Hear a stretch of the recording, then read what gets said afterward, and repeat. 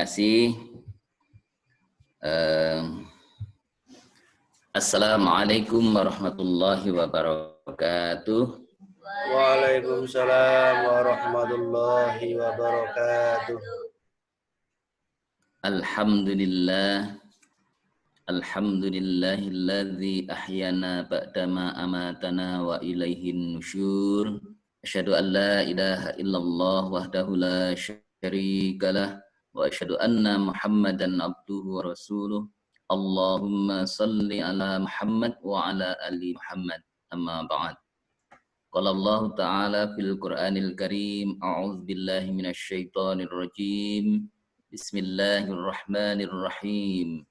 Wa idza sa'alaka 'ibadi 'anni fa inni qarib ujibu da'watad da'i idza ta'an falyastajibu li wal yu'minu bi la'allahum yarshudun.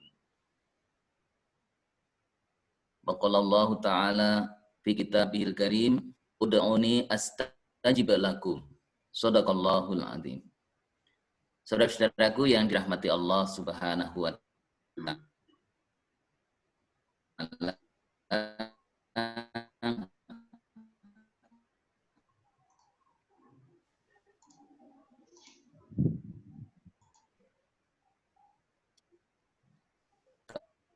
Kita sudah membahas surat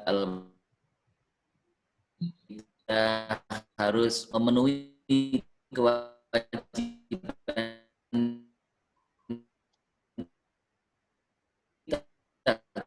kepada Allah Subhanahu wa taala, kemudian kita beriman dengan keimanan yang sesungguhnya, yaitu dengan ketakwaan, perasaan takut hanya takut kepada Allah Subhanahu wa taala, perasaan tunduk hanya tunduk kepada Allah Subhanahu wa taala, kita bergantung hanya kepada Allah Subhanahu wa taala, kita memohon hanya memohon kepada Allah Subhanahu wa taala, kita menggantungkan seluruh solusi masalah kita kepada Allah Subhanahu wa taala, maka insya Allah kalau kita memohon pasti Allah akan ijabah, Allah akan mengabulkan, dan Allah akan sangat malu ketika ada hambanya yang memohon kepadanya, kemudian Allah tidak mengijabah.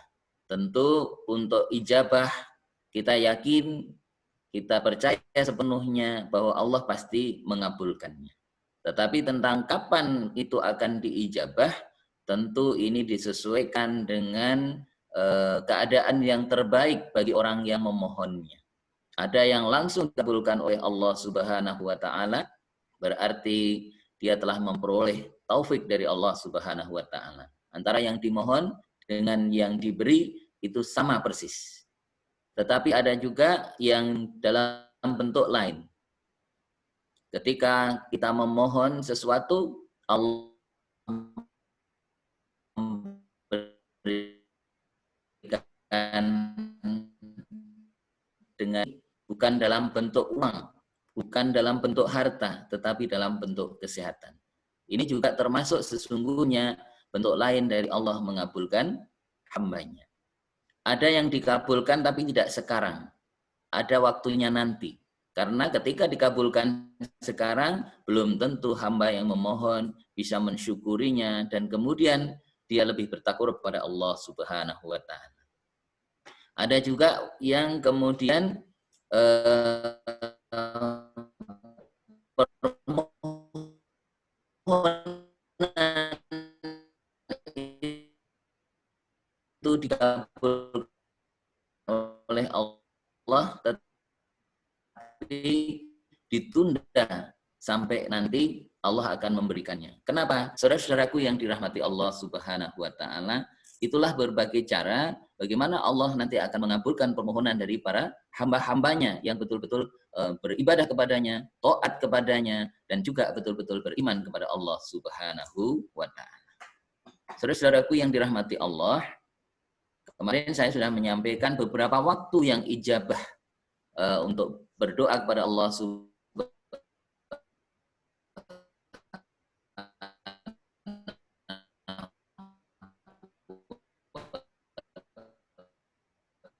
taala. Salah satunya adalah 7 tempat ya, ada 7 waktu gitu.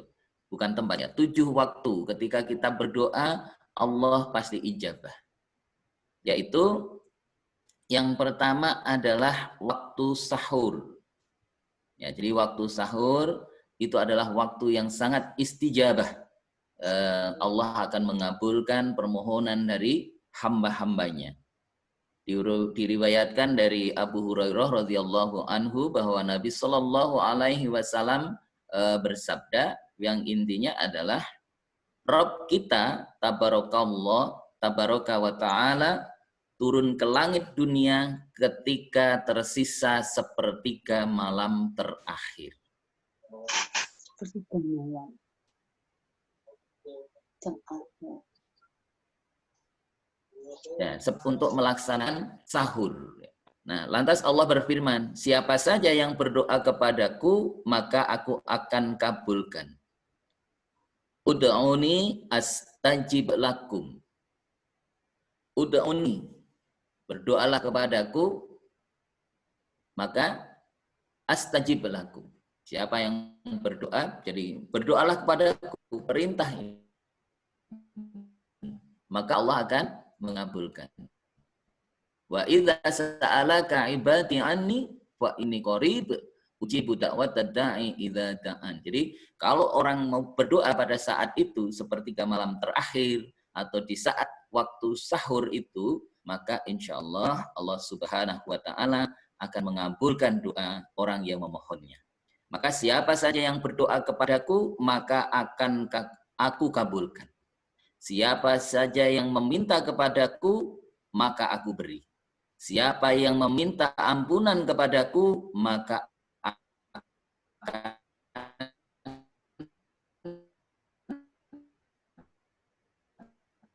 aku ampuni. Yang ke 1145 dan 758. Saudara-saudaraku yang dirahmati Allah Subhanahu wa taala, di dalam Al-Quran itu ada juga disebutkan oleh Allah Subhanahu wa taala, dan ini pernah disampaikan juga oleh Ustadz Helmi, yaitu di dalam surat ke-51.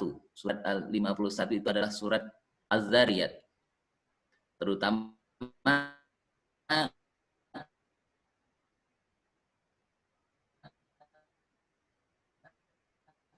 wabil asharihum, dan pada waktu sahur maka mohonlah ampun kepada Allah Subhanahu wa taala. Saudara-saudaraku yang dirahmati Allah Subhanahu wa taala, ini adalah merupakan momen yang terindah bagi kita. Terutama bagi kita sebagai seorang muslim. Karena Allah memberikan kesempatan yang seluas-luasnya, apalagi kita dalam keadaan berpuasa. Dalam rangkaian berpuasa, Allah sangat malu kalau tidak mengijabah permohonan dari hamba-hambanya. Maka di saat waktu sahur itulah kita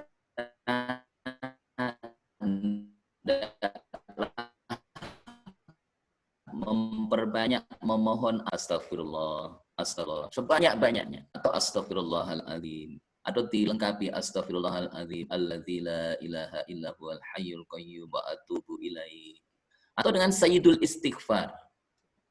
Sayyidul istighfar itu adalah Allahumma anta rabbi la ilaha illa anta khalaqtani wa ana 'abduka wa ana 'ala ahdika wa wa'dika mastata'tu a'udzubika min syarri ma sana'tu abu'u laka bi ni'matika 'alayya wa abu'u bi dzambi faghfirli fa innahu la yaghfiru dzunub illa anta.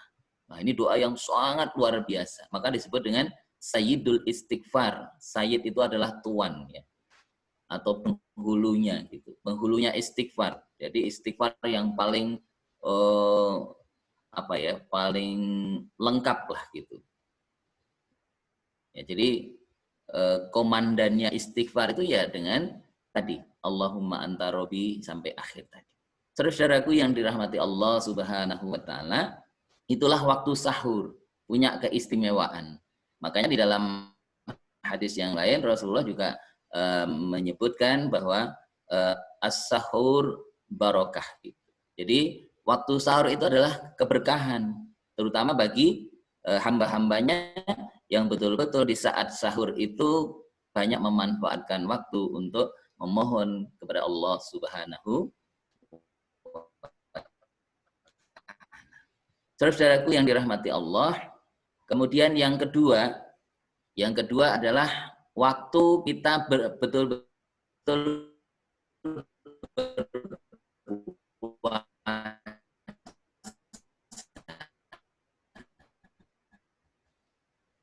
di bulan. Jadi waktu dari mulai imsyak itu ya sampai nanti waktu berbuka itu adalah waktu yang istijabah. Waktu yang kita diberi kesempatan oleh Allah untuk memohon apa yang kita inginkan, yang kita harapkan, menjadi kebutuhan kita. Nah, oleh karena itu memang kita harus memprioritaskan mana yang harus kita mohonkan kepada Allah Subhanahu wa taala. Tentu ketika kita memohon di samping tadi di awal sudah saya sampaikan harus memenuhi kewajiban kita kepada Allah Subhanahu wa taala. Kemudian yang kedua adalah benar-benar beriman kepada Allah Subhanahu wa taala. Kita juga menggunakan adab berdoa kepada Allah Subhanahu wa taala. Lebih baik ketika kita berdoa dalam keadaan suci, tidak dalam keadaan berhadas atau dalam keadaan ada najis di tubuh kita. Bukan di tempat-tempat yang kotor, bukan di tempat-tempat yang tidak baik.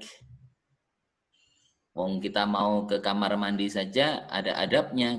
Jadi kita doanya sebelum masuk, bukan di dalamnya. Ini artinya apa? Bahwa ketika kita mau berdoa, Allah sudah memberikan rambu-rambu yang terbaik.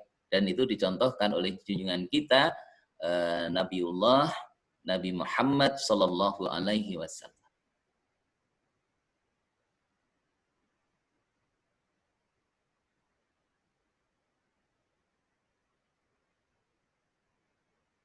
Itulah Islam mengajarkan kepada kita. Makanya banyak orang yang salah menilai Islam, padahal sesungguhnya Islam itu sangat baik. Islam itu sangat mulia. Ya. Oleh karena itu kemuliaannya akhirnya menarik orang untuk memasukinya. Saudara-saudaraku yang dirahmati Allah Subhanahu wa taala, itu yang kedua adalah di saat kita dalam keadaan berpuasa. Ya, di saat puasa itu insya Allah Allah akan mengijabah seluruh permohonan kita. Nah, maka di dalam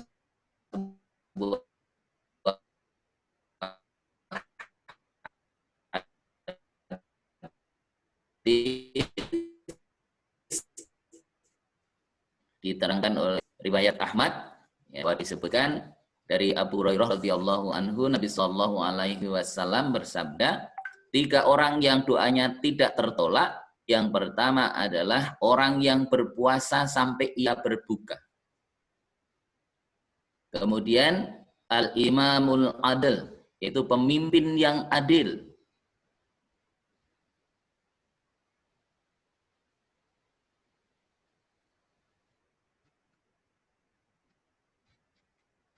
Dan yang yaitu orang yang dizalimi. Jadi ini doa ini tidak akan ditolak oleh Allah Subhanahu wa taala. Pasti dijabah. Oleh karena itu ini menjadi penting bahwa ketika kita berpuasa sampai nanti kita berbuka itu adalah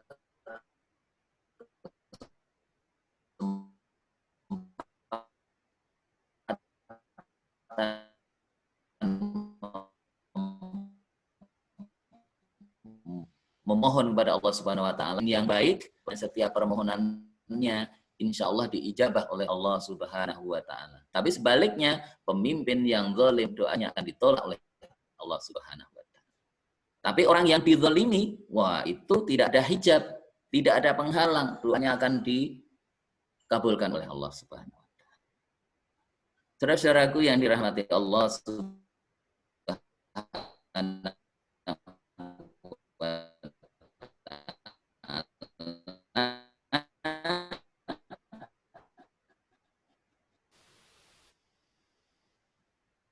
Ini dua. Kemudian yaitu di saat itulah kita bisa memohon pada Allah Subhanahu wa taala. Kita bertahajud ya, kalau kita sudah malam gitu, boleh nggak kita nambah? Ya, para ulama mengatakan boleh, tapi witirnya kalau di sebelumnya sudah witir, cukup hanya melaksanakan tahajud saja. Tahajud berarti sudah diselingi dengan tidur terlebih dahulu. Nah, oleh karena itu menjadi kesempatan bagi kita untuk memperbanyak permohonan kepada Allah Subhanahu. Kemudian yang diijabah ketika kita berbuka puasa. Oleh karena itu ketika berbuka puasa, maka kita bisa menggunakan kesempatan gitu ya, yang terbaik. Jadi as-shaum itu farhatan gitu ya, akan memperoleh dua kebahagiaan. Kebahagiaan yang pertama adalah ketika berpuasa, dan yang kedua nanti akan bertemu dengan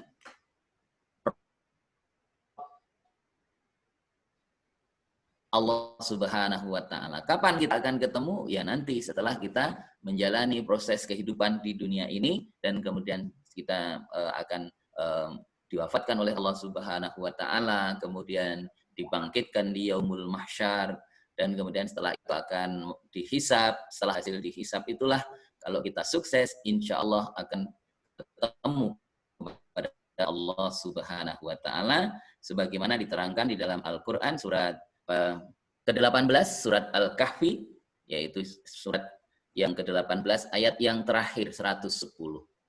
Faman kana yarju liqa'a rabbih falyamal amalan sholihan wala yusyrik bi ibadati rabbih ahada. Kalau ingin ketemu dengan Allah, bahkan nanti akan mendapatkan bonus bertatap muka dengan wajah Allah Subhanahu wa taala, demikian dijelaskan dalam sebuah hadis dari ayat itu. Maka apa syaratnya? Yaitu melakukan amal soleh. Dan yang kedua adalah wala yusyrik bi ibadati rabbih ahada. Di dalam beribadah tidak mencampur adukan dengan syirik sekecil apapun. Riya nggak boleh ya. Kemudian apalagi melakukan kesyirikan yang sesungguhnya gitu ya. Jadi kita memohon pertolongan bukan ke Allah gitu ya, ke dukun gitu ya, atau tempat-tempat yang wingit. Nah itu jelas itu perbuatan syirik. Nggak akan mendapatkan kesempatan untuk bisa bertemu dengan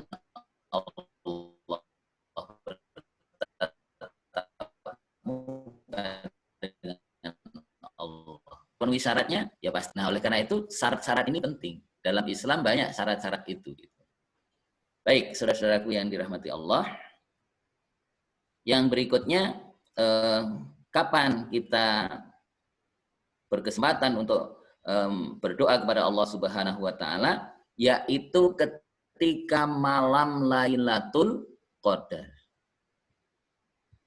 Disebutkan dalam Al-Qur'an dalam surat Al-Qadar itu Lailatul Qadri khairum min alfi syahr, bahwa malam kemuliaan itu lebih baik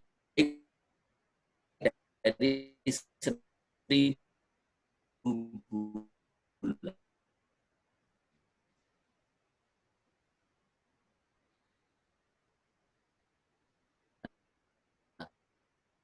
Orang tidak tahu pastinya. Tapi Allah memberikan rambu-rambu. Rasulullah memberikan rambu-rambu. Kapan rambu-rambunya? Yaitu mulai dari malam setelah sholat isya sampai nanti terbit fajar. Nah, kapan? Rasulullah memberi rambu-rambu biasanya pada 10 hari yang terakhir. Hari ini kalau tidak salah ke-23. Betul ya? Ya, malam ke-23. Jadi malam tadi itu malam ke-23. 10 hari terakhir, masuk dalam 10 hari terakhir. Bahkan di dalam hadis yang lain disebutkan malam-malam ganjil di 10 hari terakhir. Bahkan ada di dalam hadis lagi disebutkan, yaitu nanti pada tanggal 29, ya, tanggal ke-29. Nah, kita kan tidak tahu kalau orang di dalam kehidupannya masih ada perbuatan-perbuatan yang bercampur antara kemaksiatan dengan perbuatan-perbuatan yang soleh gitu, maka itu pasti akan masih sulit untuk bisa mendeteksi secara langsung. Tetapi orang yang diberikan kebersihan hati, kebersihan jiwa, kebersihan rohaniyahnya, itu insya Allah akan jauh lebih bisa melihat kapan waktu Lailatul Qadar itu.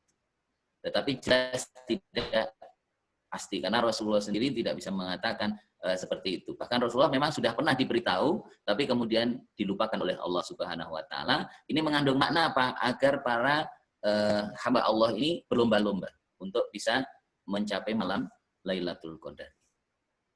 Saudara-saudaraku yang dirahmati Allah Subhanahu Wa Taala, oleh karena itu monggo kita berlomba di 10 hari terakhir ini untuk bisa memperoleh malam kemuliaan itu. Dan kalau orang bisa memperoleh malam kemuliaan itu, berarti seluruh doanya diijabah oleh Allah Subhanahu wa Ta'ala. Dijamin oleh Allah Subhanahu wa Ta'ala, seluruh doanya akan dikabulkan oleh Allah Subhanahu wa Ta'ala. Hidupnya akan dirubah oleh Allah Subhanahu wa Ta'ala. Tapi bisakah kita mendapatkan? Mudah-mudahan saudara-saudaraku kaum muslimin di perumahan Kriya Kencana Permai ini atau yang dimanapun berada, saudara-saudara kita kaum muslimin muslimat, di saat wabah seperti ini, mudah-mudahan mendapatkan semuanya kesempatan itu, dan mudah-mudahan akan menjadi lebih baik dan lebih baik lagi di kemudian hari, sehingga apa? Ketika kita menjadi lebih baik, Allah masih memberikan kesempatannya lebih luas, lebih lama, kita dapat menikmati hidup dan kehidupan ini. Saudara-saudaraku yang dirahmati Allah, kemudian yang terakhir itu adalah kapan kita akan memperoleh kesempatan itu, yaitu ketika azan dikumandangkan. Gitu. Ketika azan dikumandangkan antara azan dan iqomah. Kemarin sudah saya sampaikan sehingga tidak perlu saya ulangi lagi. Oleh karena itu monggo 7 kesempatan ini kita manfaatkan sebaik-baiknya. Mudah-mudahan Allah mengijabah permohonan kita, mengijabah semua yang kita panjatkan kehadirat Allah Subhanahu wa Ta'ala, dan mudah-mudahan kita termasuk hamba-hamba yang dicintai oleh Allah Subhanahu wa Ta'ala, dirindukan oleh surganya Allah Subhanahu wa Ta'ala, akan memperoleh rahmat dan kasih sayang dari Allah Subhanahu wa Ta'ala. Aqulu qauli hadza fastaghfiruhu innahu huwal ghafurur rahim. Billahi taufiq wal hidayah. Wassalamualaikum warahmatullahi wabarakatuh. Waalaikumsalam warahmatullahi wabarakatuh.